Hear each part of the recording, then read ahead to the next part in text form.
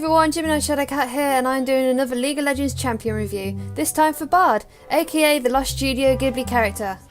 Wait, that isn't right.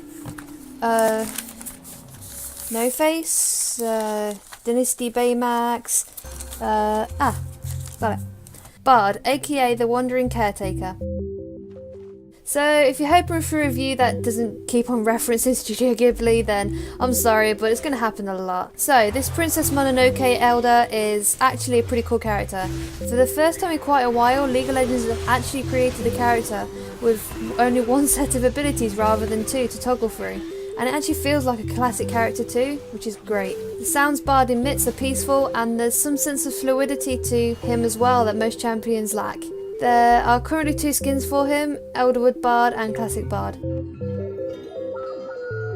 From what I know of, the animations don't change between them, but I haven't checked recall, so they may be different, correct me if I'm wrong.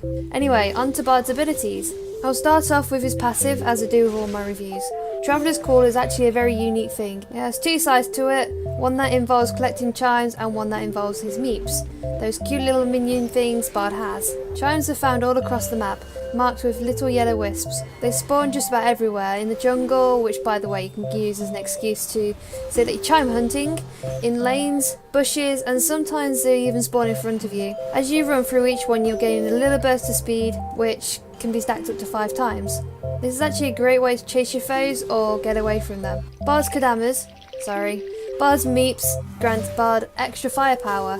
You launch those poor little things, I may have to start a meep awareness campaign, into minions and enemies, and depending on how many chimes you've collected, the meeps level up, gain an extra area damage, faster cooldowns, and can even duplicate. You may find that you're often checking the passive icon to see how many chimes you've collected and how many you need to level up your tiny friends. Bard's Q, Cosmic Binding, is a standard damage attack. Bard launches a celestial burst from his magical spirit trumpet, and depending on the enemy's surroundings, he either gives them a typical hit or stuns them and other champions and minions around them. Once again, this stun helps you to advance or escape. Bard's W, Caretaker Shrine, is what defines him as a support character.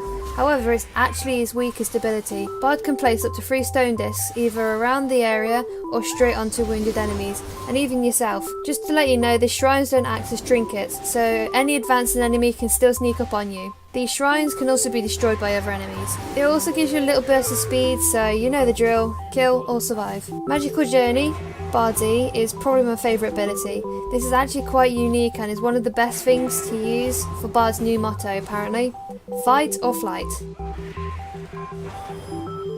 Bard is able to create a magical one-way portal across areas of the map. For the first time, you have to be aware of your surroundings and manipulate the environment to help play at your best.